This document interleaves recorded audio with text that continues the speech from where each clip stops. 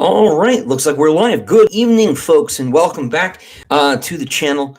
My name is Christopher Ruocchio. I'm the author of the Sun Eater science fantasy series from Daw Books, junior editor at Bain Books, where I worked with science fiction fantasy writers for the last 5 years, and a lifelong Star Wars fan. It was Star Wars, I think, that really got me into science fiction as a kid.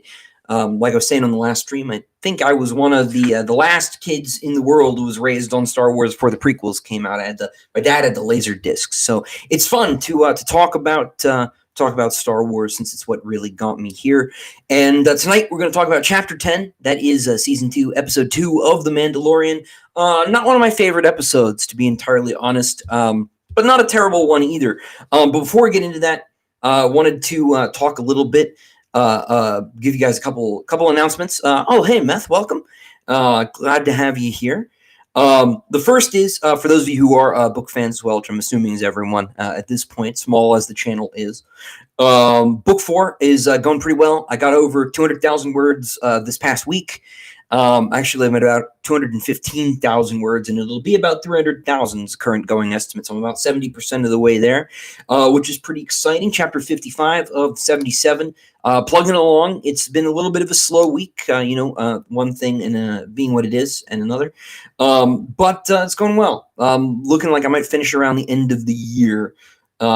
And the other thing I wanted to say real quick is a big thank you to everybody who's been leaving reviews, particularly on Amazon. My first book, Empire of Silence, which you can check out here, and links are always in the description, it hit 300 reviews on Amazon this last week, and the other two main books in the series, Howling Dark, Demon and White here, each hit about 150, which is pretty exciting. The more reviews a book gets, the more likely Amazon is to send that through the algorithm, send it out to other buyers, and the more readers we get, and that means I'll be able to keep doing this, writing stories for all of you, so please do, if you haven't left a review, kindly consider leaving one. Helps writers out a great deal. Now that I'm done shilling for reviews, The Mandalorian, Episode 10, The Passenger, directed by Peyton Reed, who strangely enough follows me on Twitter, which is strange. I don't know why that is.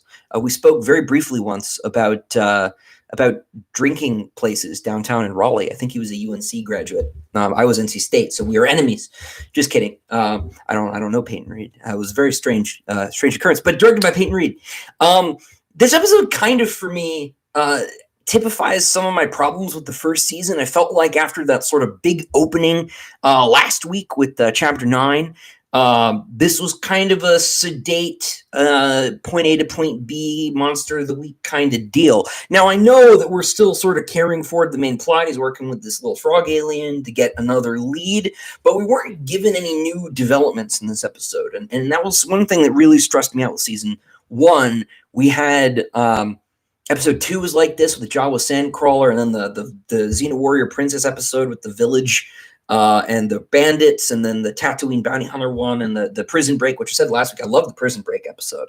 But none of them really moved the main story forward. And for all 8 episodes in that first season, we learned nothing.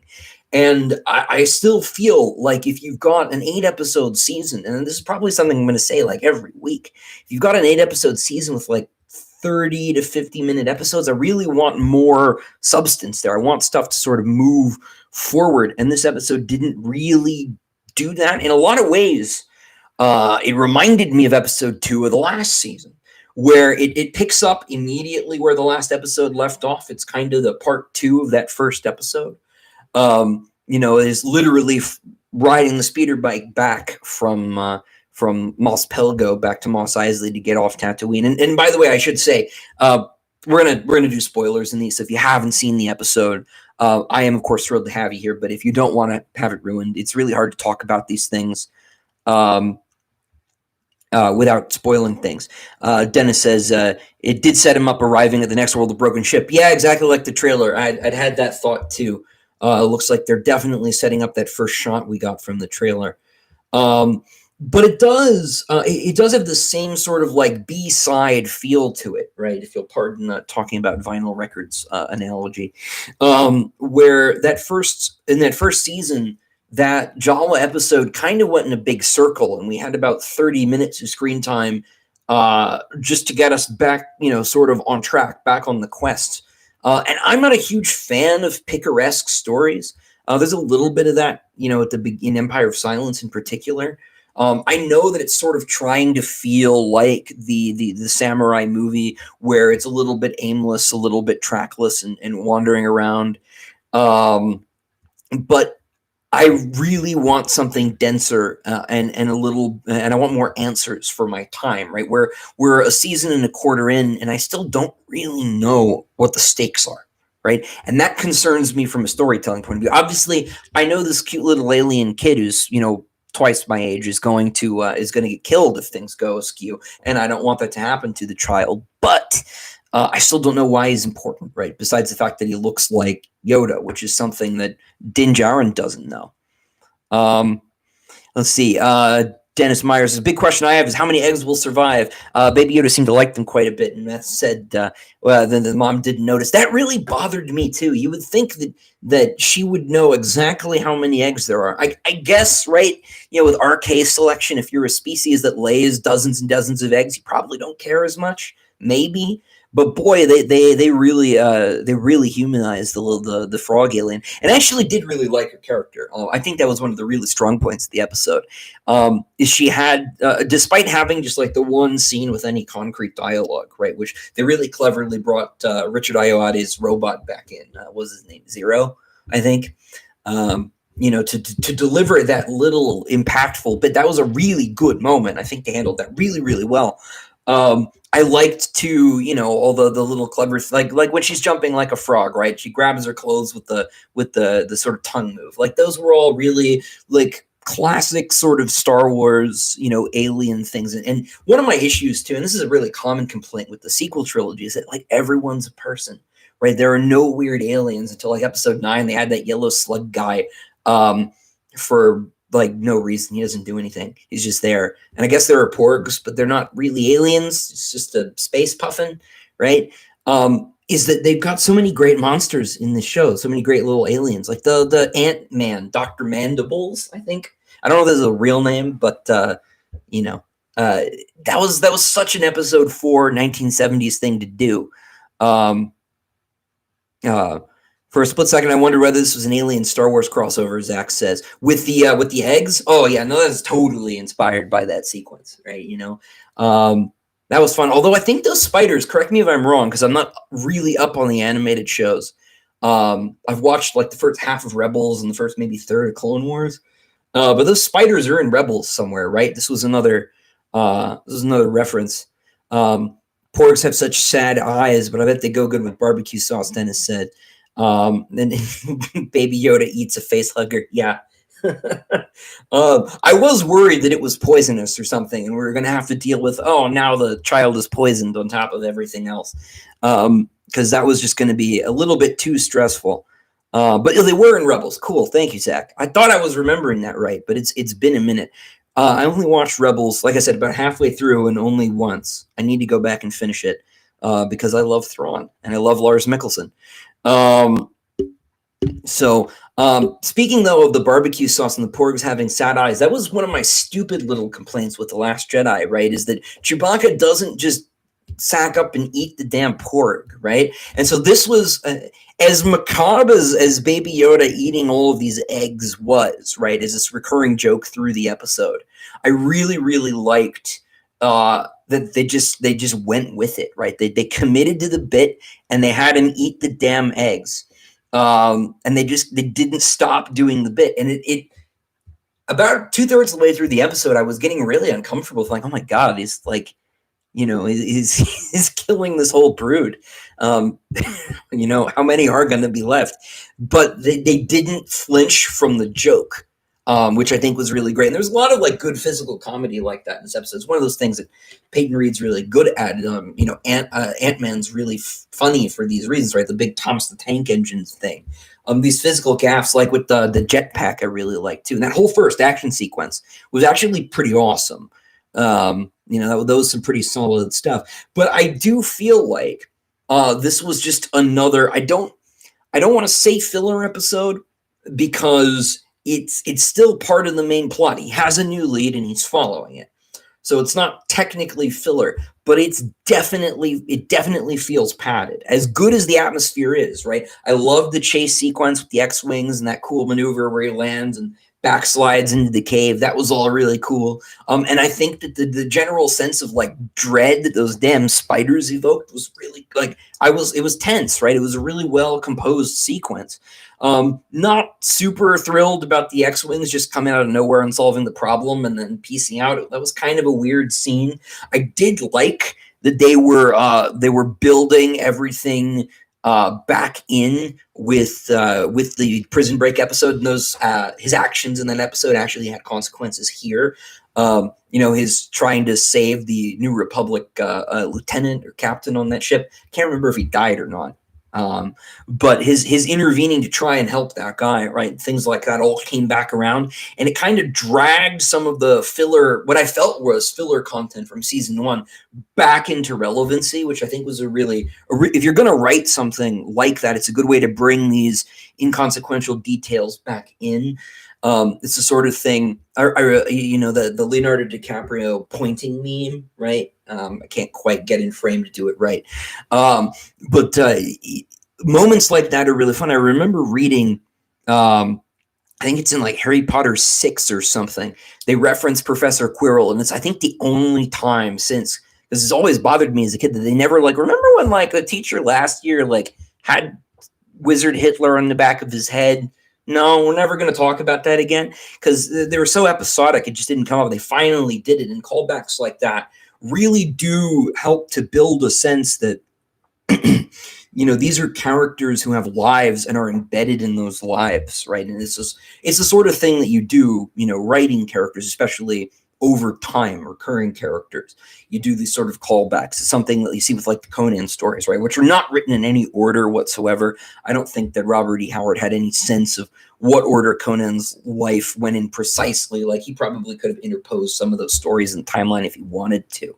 But he knows, he was a pirate at some point, and this is after the pirate stuff, so let me reference that, obliquely, and bring stuff like that in, and building characters through little details like that and callbacks to earlier moments.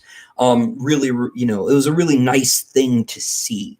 And so while this did feel sort of like a detour, if not a side quest, I think it did do a bit of service to the whole thing and tying it together in a more cohesive way.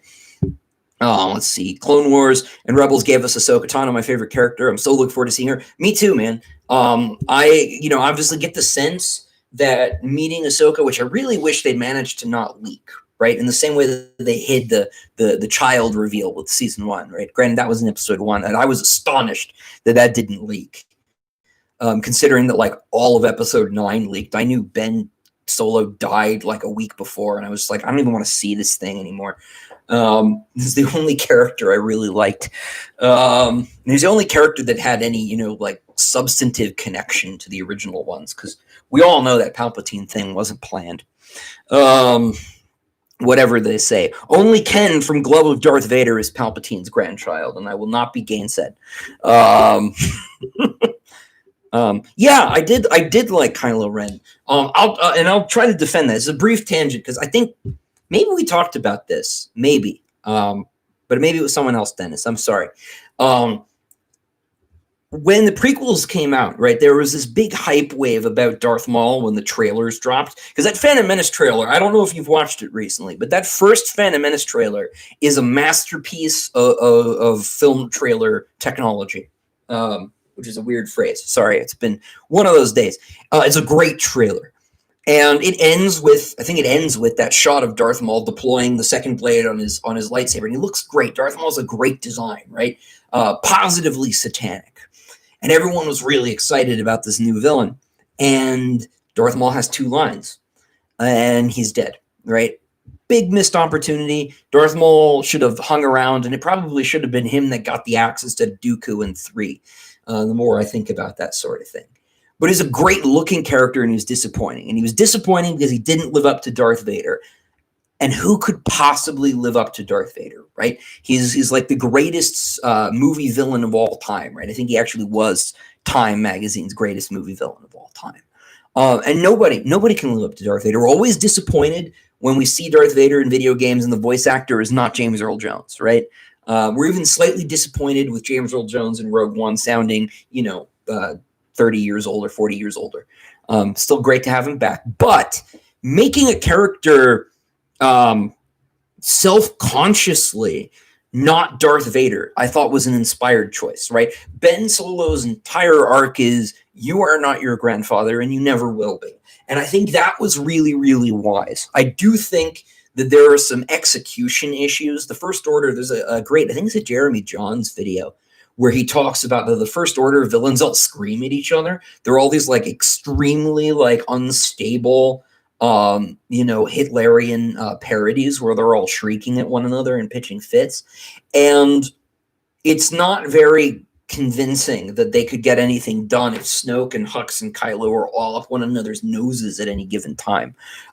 Huge contrast with Palpatine and Vader and Tarkin, right? Sort of coldly, implacably giving people orders. One of the things that makes Rogue One so great is that you've got Director Krennic being this sort of like modern Star Wars villain, emotional and crying and screaming and complaining about his rights, his privileges as Lord of whatever.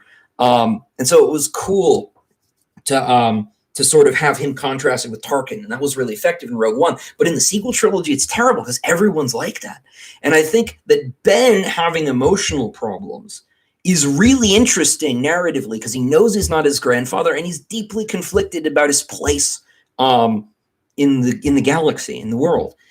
The problem is that everyone around him is the same, right? If you'd had him be like the junior most of Snoke's like recruited knights, and they were all sort of like, cold and totally set in their ways, and they thought he was kind of a punk, but he was Vader's heir, and so they knew he was special in ways that they weren't. I think that would have been a more interesting dynamic, and I don't think that's Ben's fault. It's definitely not Adam Driver's fault. That man carried those movies on his shoulders. Let's see, Zach, I think it was weird that they didn't have a scene with Ben and Ghost Anakin? Yeah, it's totally weird. There was a little bit at the beginning of episode 9, right, where Palpatine is speaking to Ben, and he uses Vader's voice, he uses Snoke's voice, and implies that it was always Palpatine, which is the like most overt retcon job I've ever seen. This idea, though, that there was some sort of Darth Vader spirit talking to him all through his life would have been really cool to actually see. And to get some explanation of. As it is, it feels like it's pulled, from under my desk and just thrown out there. And so it didn't work for me. But I would really have liked to have seen, instead of Han Solo showing up, I would have liked to have seen Anakin telling him to get his act together. And not just because I feel Hayden Christensen deserves a second shot, and I think he does. It is said Adam Driver now is a back brace. Yeah, that poor guy. The one terrible thing about Adam Driver being in these movies is that now he can't be Duncan Idaho. No disrespect to Jason Momoa, but I think Adam Driver would be great. I think he'd be way better suited to carrying the like Dune Messiah arc of Duncan's character. And I saw a couple like really good pieces of fan art where they'd drawn Adam Driver as Duncan, and I was like, oh damn, you're right. Such a good casting choice. But no, I really think the ghosts in general were a missed opportunity. It was really cool. I will say one nice thing about The Last Jedi, since I've made fun of it a couple times. I think the Yoda scene, in terms of like Yoda's character, was really good. I think the subtext for that scene is completely baffling. Because it's never really addressed that those books are saved. We see that very briefly at the end, and it kind of comes up in 9 a little bit, but it's never talked about super explicitly. And so the like philosophical through line of whether or not the Jedi need orthodoxy to move on is very confusing. Yoda's like, she already has everything she needs. So she has the books. So does she need orthodoxy? Does she need the Jedi teachings? Or at all, like, because Luke kind of takes it as, oh no, we don't really need orthodoxy. We can just sort of do whatever we want. But she has the books, and Yoda must know this, right? Because he's a ghost, right? So Yoda's sort of saying, oh yeah, no, she's already got them. It's very muddled, and not in a way that I think is very. and not in like a good way, right? Things can be obscure, opaque, and meaningful, because then we can have a discussion about meaning as it is. I mostly just don't know what I'm supposed to feel, and I feel like that's maybe a fine line, but that seems very confusing. But I started making fun of that movie again. I was trying to say something nice, which is that Yoda being a puppet again in that scene, right, and acting like the crazy old gremlin he was in Empire Strikes Back, that was great. I didn't like prequel Yoda being all stoic and solemn. He's way more fun as a crazy swamp creature that, eats snakes and, crawls around in Luke's supply crates and finds, ration bars and things like that. And I thought that was more fun. And I love the old like Muppetry, right? And that was one of the things that was good about this episode of The Mandalorian too, bringing it back around, right? You had all these crazy old school looking, prosthetic creatures, the frog lady with the really good silicon work and stuff. It's almost like Star Wars benefits from having the lower TV budget as opposed to the high gloss, $200 million bells and whistles. Because the constraints let you be more creative. This is one of those things that like people forget that having a creative formula to fit into actually gives you room to grow in the same way that like a vine needs a trellis, right? Telling a poet you have to write a sonnet. No, you can't change it yet. Gives you different constraints for how to manipulate what you've got, right? So if you have to write a sonnet, you need 14 lines, but maybe there's some play with the rhyme scheme, right? You can do, ABAB instead of the old sets of 3-line rotations from the Italian style. You got options, and when you have less money, you have to get creative with how you use it, right? So you'll notice, like during the action scenes too, they cut away from a couple of the flamethrower shots just to save money animating all those damn spiders dying, and it gives you these these opportunities to tell your story differently, and those constraints I think are often really useful. Let's see, got a couple more. Zach, I thought it was strange that it's implied that Luke hasn't spoken to Yoda since Jedi. Why would the Force Ghost just disappear for 30 years and then Yoda finally shows up when everything's gone bad? Didn't Luke like shut himself off from the Force? Wasn't he like having a mood? Was like a 30-year mood? Or how long has it been since Ben killed all the other Jedi? He's been having a mood for several years, which I think is a bigger problem because Luke Skywalker doesn't sulk for decades. It feels so wrong to me. As pretty as that movie is, and it may be the prettiest Star Wars movie visually, it's frustrating. And I feel like I should say a couple other nice things. I've been so mean to it, right? Like I like the communicating at a distance thing that Rey and Kylo have going on. I hate that they made it some special magical love connection that they have in Episode 9. I just thought it was a cool way to stretch the limitations of what the Force is capable of. The fact that they could exchange material back and forth is really interesting. They do the lightsaber handoff in 9. That was very cool. But the raindrops on Kylo's gloves and stuff, those were all neat moments. So I will at least say these nice things. Jay Potts, you should do a Sun Eater comic book and crowdfund it from Indiegogo. I would love to. I have done a little writing of comic scripts, so I know how it's done. But I need to get through book 4, obviously. I try not to talk too much about projects that I want to do too far in advance in case they never turn up. So I will say only that if I were to do a Sun Eater comic, I think the story I would want to do would be a C. Elson story, because I've been doing a lot with the C. Elson in these last 2 books, and it is very hard to try and explain so much about them without giving too much away and striking that balance. So I think doing a visual thing with the C. Elson, doing a graphic novel, for instance, would be a really fun thing to do. So I would love to do that at some point. And Indiegogo would probably be the way that I go. So it's definitely something I want to get into. Let's see. He did, but I think he shut himself off for only a couple years. Maybe he did. I don't remember. I have seen The Last Jedi all the way through once. I've watched a few scenes over and over again because there are a few scenes that are good. I love Luke and Leia's reunion. I think that's a really good scene. I like Luke talking to R2-D2 and having him deploy the old Leia hologram. That's inspired. That was really good storytelling, and credit where it's due. That's a really good moment. So I've watched a bunch of clips over and over again. But it's too painful to watch it all the way through. I'd have to deal with the casino planet. And I would rather go pod racing. Let's just say. Maybe I could do the First Contact with Cielson. Maybe. I think it would be more interesting. The one that I want to do is an origin story for Sirianni, the villain from Book 3. And from the latter half of the series. So I think maybe doing that as a graphic novel would be a fun way to go at some point. But don't put that on your calendars or anything just yet. I still got 2 Hadrian novels left to finish, and I have 5 short stories I owe people right now, I think.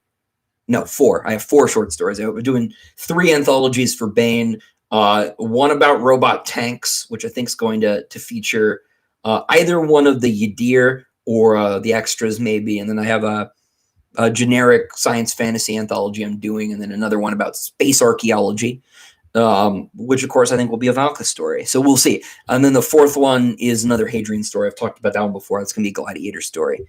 August 2026. It's a deal. It's a date. I'll try and finish it by then. The Force bond they have is kind of like the one between Kreia and the Exile and KOTOR 2. Yeah, that's a good point. And I liked, I do like the way that they've been bringing all this stuff sort of back together. Even in the sequels, they've been trying to have some more extended nods. I think I talked last week a little bit about how it was really cool. They were bringing, they brought Cobb Vanth, even though he's from a book I don't really like. The fact that they're bringing book characters onto the screen is nice, because I think for most people, Star Wars is only a movie franchise. It's not a book series. It's not comic books. It's not video games, right? I did. I was talking about how for my dad, Star Wars is 3 movies, and some days it's just 1 movie. Some days it's just Episode 4. And so I think having more of this stuff brought in, will be really cool, because there's a lot obviously in the Star Wars universe that most people don't know about. Every time I talk to my dad, I have to re-explain who Thrawn is, right? And so it'll be cool to sort of broaden that for people. Which, speaking of, they're supposed to be doing a Boba Fett spin-off series they just announced. That they'll start filming that, I think, next week. It was something really, really short notice. So they're throwing that in there. And I like the idea of doing limited series as opposed to, is it going to keep going forever? I think Kenobi is supposed to be 1 season. And I think that is a good way not to spoil us with too much of a good thing. Although I think there's supposed to be at least 2 more seasons of Mandalorian. So we've got a lot more to look forward to. That, and I think, what's his name? Stellan Skarsgård's going to be the bad guy in the Cassian series. And Baron Vladimir Harkonnen. So that'll be cool. Let's see, another one from Zach. Do I think that Palpatine's return in Last Skywalker made Anakin's sacrifice balancing the Force null and void? Yeah, I really do. This is a problem I had with the Yuzan Vong books in the original timeline.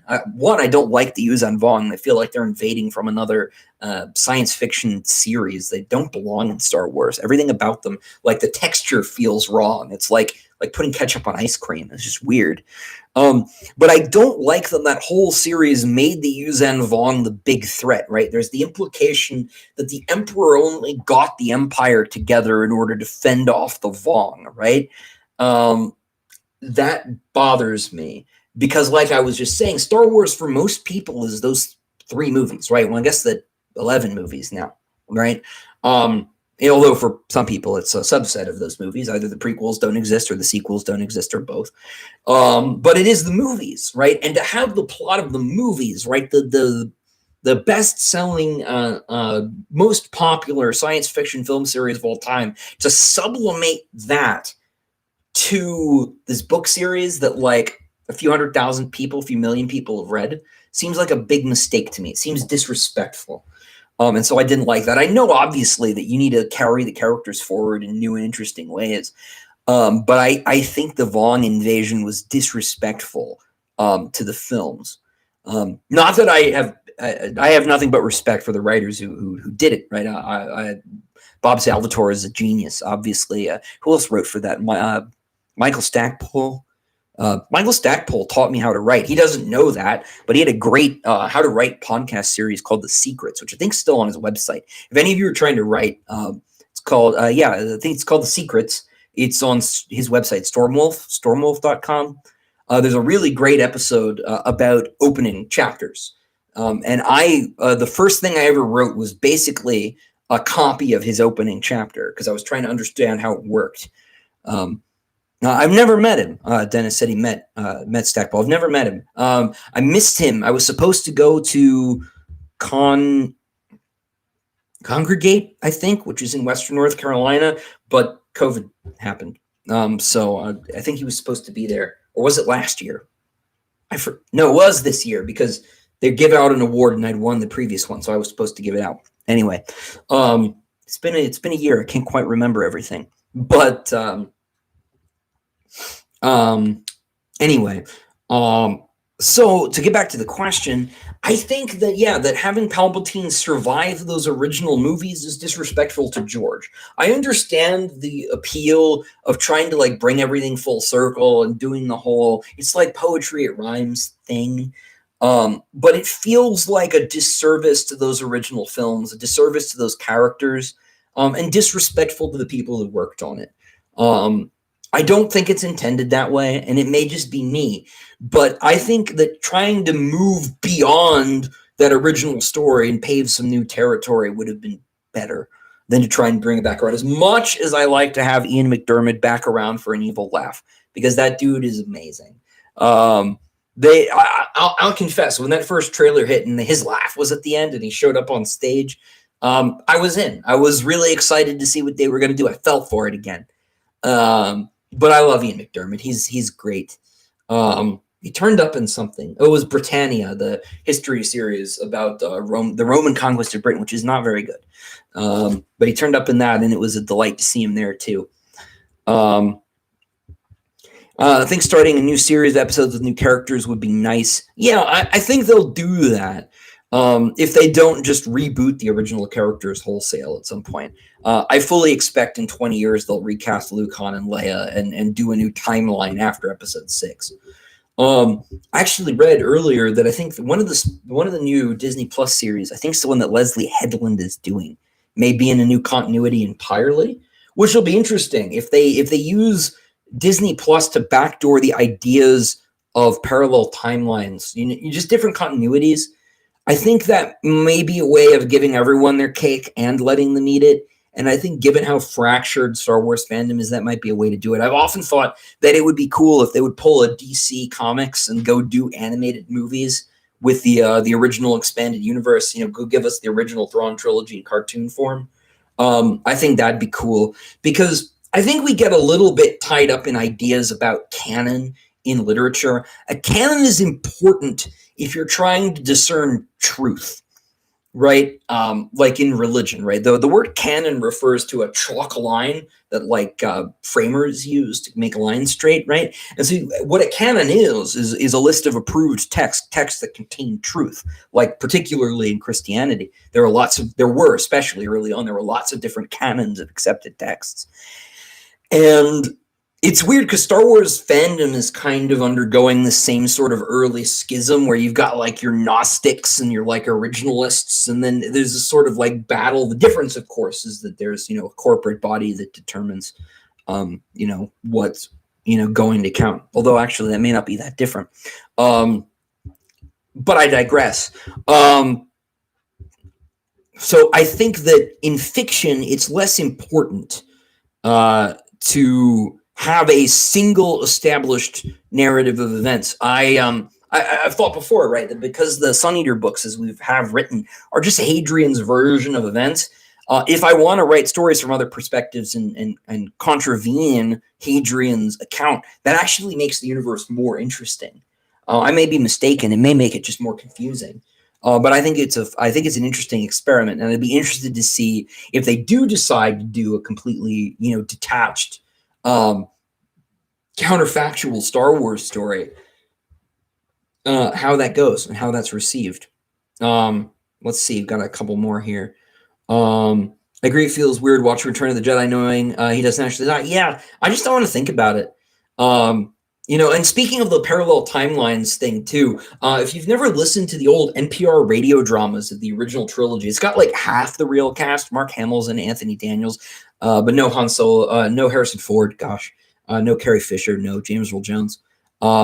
It's got a slightly different version of a few events too. It's got all the deleted scenes that were taken out, right? You actually see Luke being friends with Biggs, right, and threading Stone Needle at Beggar's Canyon. So like all those lines make a little bit more sense. So they're fun to listen to, but it's got a completely different version of what is now Rogue One built into it, right? Princess Leia goes and retrieves the plans, doing an actual humanitarian mission. It's a front, and she gets the plans that way. I think they're on YouTube for free. Just check them out if you can find them.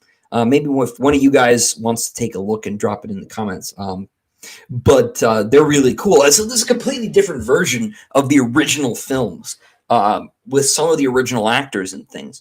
And so neither one takes away from the other. It's just cool, I think, for people who like more, but want more of the same but different. Let's see. Meth, just caught Solo. Really enjoyed it. What were your thoughts? I liked it too. Solo's not perfect. I was surprised going in. I thought Donald Glover was going to be great as Lando, and Alden Ehrenreich was going to be terrible as Han Solo, and it was kind of reversed for me. I'm a big fan of Donald Glover. I'm a huge Community fan. It's probably my favorite sitcom that's not like a work of like American television canon, right? Like MASH is better. But I love Community, and he's great in it. The show really falls apart without him. And I really wanted him to be Lando. That was always like one of my like sort of private headcanon picks. When it happened, I was thrilled, but I feel like he was really inconsistent in his being Billy D. Williams. Sometimes it was really Billy D. Williams, and sometimes he wasn't. And I don't like that he was like into his robot. Like that was weird. I kind of just wanted him to be like a 1980s like ladies man, and it didn't feel like that for me. So Lando's actually like my big problem with that movie. And I don't like that Han was always a decent guy. I kind of felt like Han was some spoiled rich kid who's like kind of backed into the smuggler life by just because he didn't want where he came from, because he always felt sort of bigger than his boots. And having him sort of be a decent guy and then learn to be a little bit of a hard ass, and then makes his arc in the original movies a full circle. He comes back to where he was, and then of course throws it out in between 6 and 7 and becomes a deadbeat dad, which is another conversation.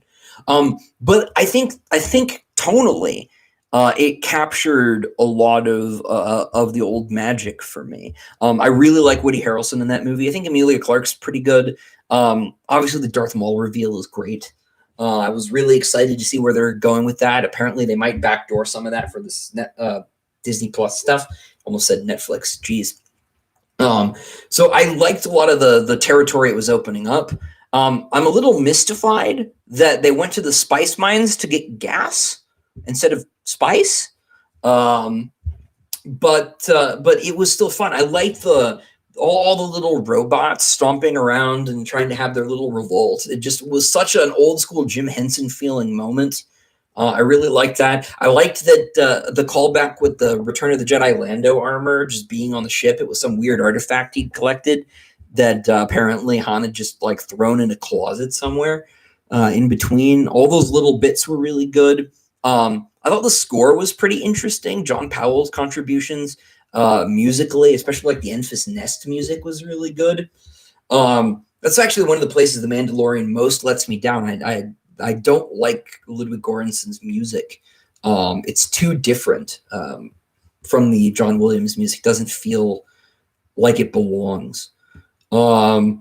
Dennis, out of curiosity, what are you screaming no to, like a Star Wars character? Let's see, but you also said when Arthur Clarke wrote sequel in 2001, he wrote it as a sequel to the movie, not the book. There were a lot of changes. Yeah, that always wigged me out as a kid. But I think it made sense from a practical standpoint, because I think that the odds were pretty good that most of the people who were coming into reading his books in the what was it, the 60s, would be more likely to have seen the movie than they would have been to have read the previous book. And so changing it to follow the film made more sense, I think, commercially, because reading cultures were a little bit different. It used to be the case that people would pick up books in the middle of series and just start there a little bit more than they do now. Nowadays, of course, slapping book 3 on the cover of book means no one's picking it up. That didn't used to be the case with like science fiction reading, because it was just like, oh, well, here's what we got. This one says 2021. Let's go. That's the future. We've got rockets in it. Although it is mystifying to me, I wish I knew why the changes happen, because they're so arbitrary. They just move from like Saturn to Jupiter, and I don't know why those changes happened. You're against recasting and rebooting. I would rather they move forward. I would too, but I also wonder the degree to which Star Wars exists for like people like my dad beyond the known characters, right? Remember that everybody actually liked, like in like a general sense, everyone liked Episode 7. People made memes about it that were, excited and favorable. And so there wasn't really a big split. There were a couple people who were like, oh, it could have been better. Didn't really like it. Don't know why we're doing it. But it made like almost $3 billion. And everyone really, really was excited about Star Wars again, which is why I said, I think that soft reboot thing was maybe a good direction. But Rogue One only made half as much money. And Rogue One's the best of these new movies, right? And I think that's down to the fact that most people saw the trailer and were like, where's Luke? I want to watch where's Han Solo? Right. And I may be mistaken, because they recast Han Solo and that movie didn't work out. But that also was like literally 4 months after The Last Jedi. And I think it opened opposite Infinity War or something. There was a weird confluence of factors there. So I don't really know. I have a few theories about it. But I think that for a lot of people, I keep picking on my poor dad, but I don't think my dad's going to turn up if he can't see Darth Vader somewhere. I think that's part of why a lot of this new stuff's been sort of moving back towards the original trilogy point in the timeline, right? We want the stormtroopers everybody recognizes. We want to relitigate the Empire Rebellion struggle. We want to do all this stuff. We want everyone to see the same things that they're familiar with. I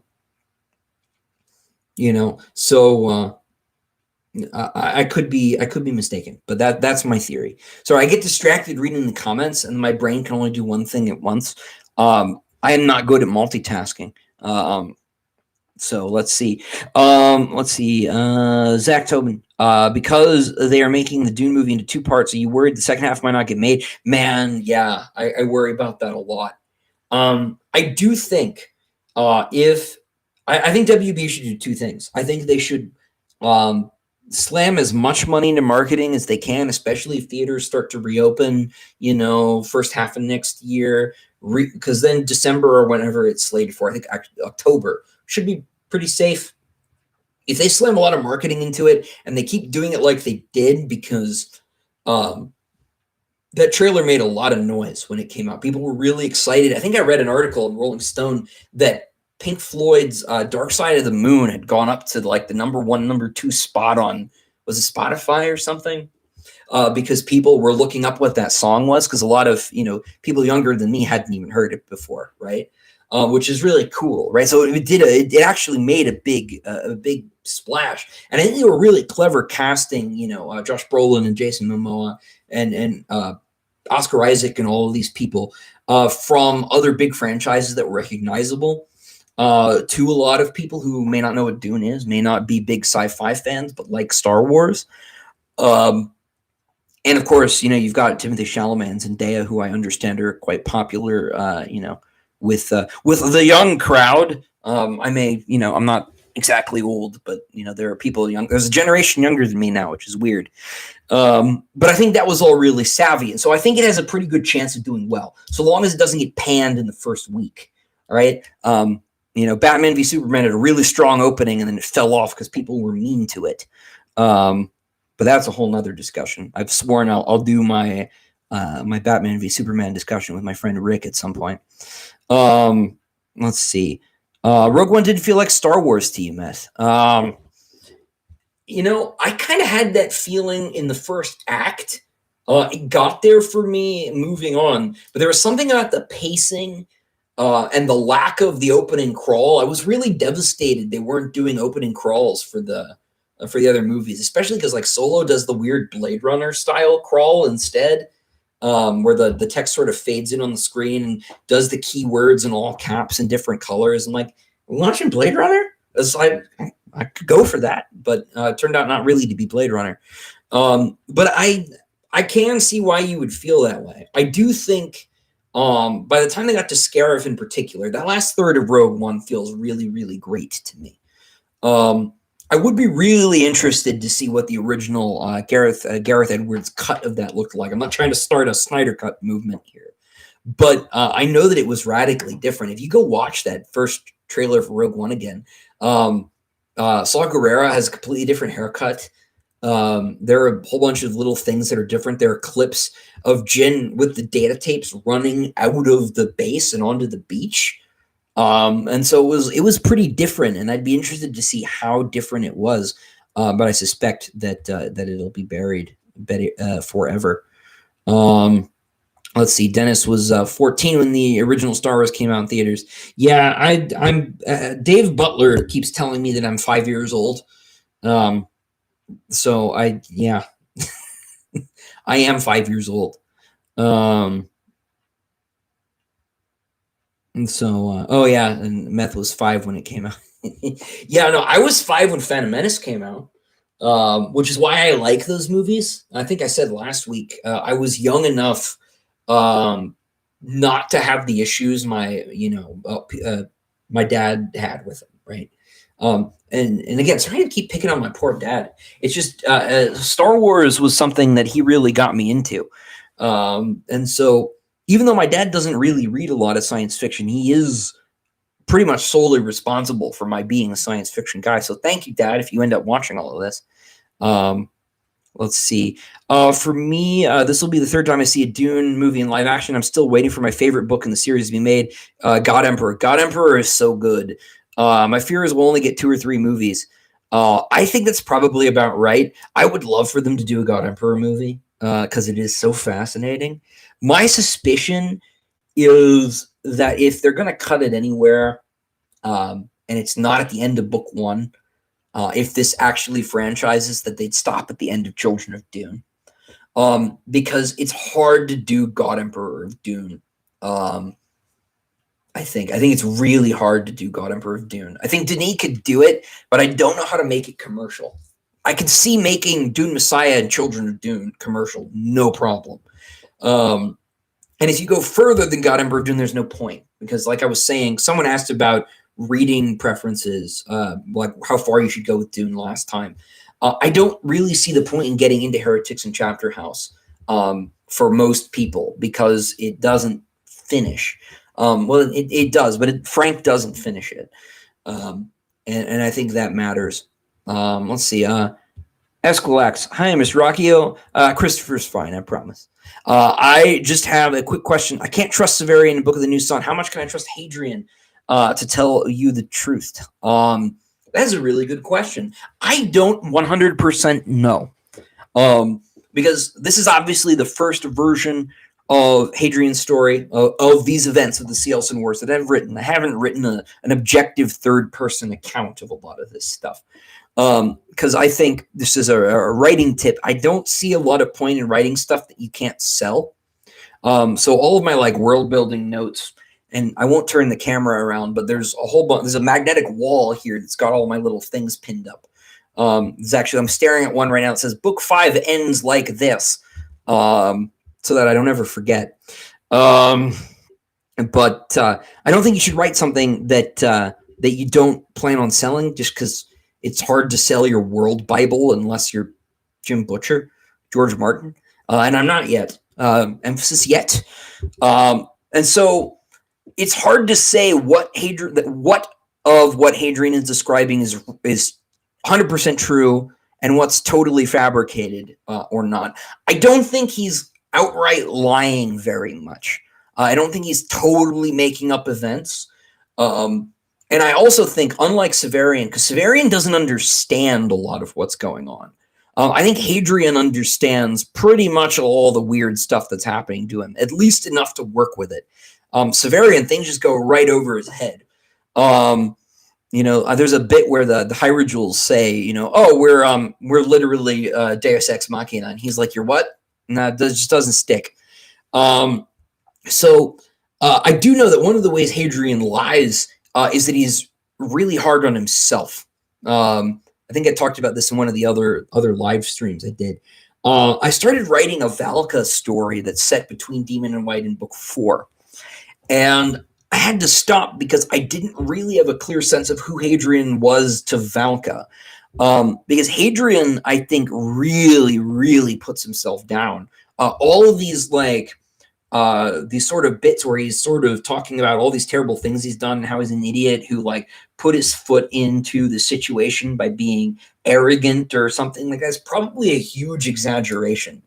He probably is not as guilty as he feels, and I think it is guilt that makes him so hard on himself.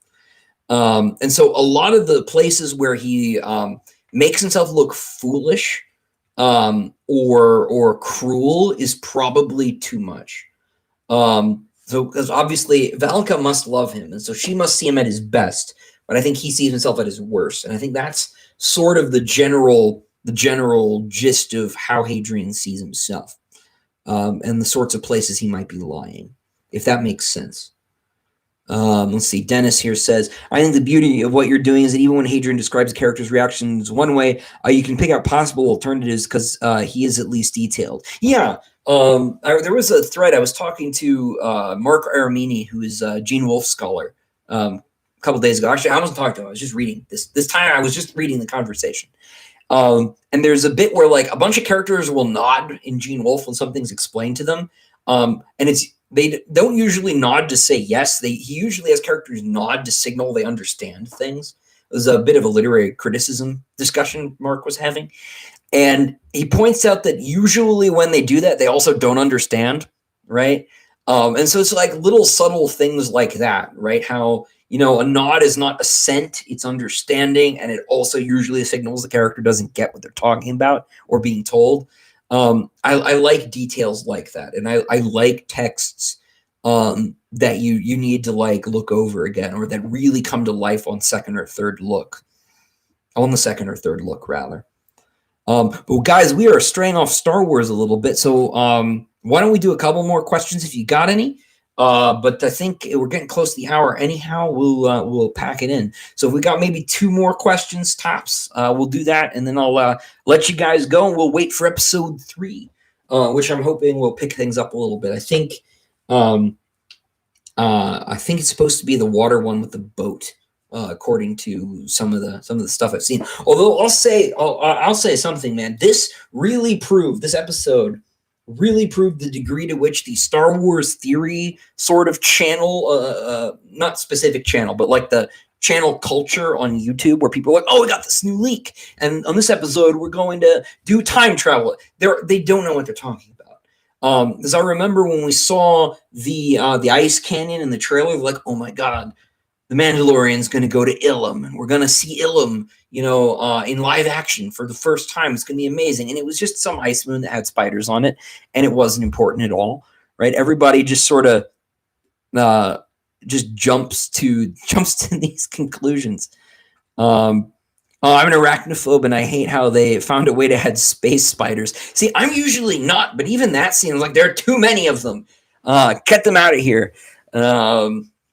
It was too much. It was sort of like that Indiana Jones bit with all the snakes. There's too many. Let's see. A bit of a filler episode, Beth says. Yeah, I think it was. I someone, I can't remember who was pitching a fit about how it's not technically a filler episode because it's the main quest. And okay, fair enough. But I really wish we would have gotten some more substance. What character would I like to see show up unexpectedly in The Mandalorian? Dennis asks. Luke Skywalker, man, he's out there. I think Mark Hamill can't really play him 5 years after Return of the Jedi, but he's still out there. And if we got to go find the Jedi, I want to see Luke again. I want Luke to do something cool. He did stare down all those AT-ATs. That was cool. But I would love to see Luke again. So I think on that note, everybody, we'll do this one. We'll do the same thing next week. I don't know if we'll do a Friday night. I might do a Saturday. Haven't quite figured it out. So they could de-age him. Good point. But everybody, thanks for being here tonight, on Friday evening, hanging out. Pleasure, as always, to hang out with you and to write stories for you. If anyone's catching this later, links to my books are in the description if you want to check them out. But until next week, everybody, I'll see you then.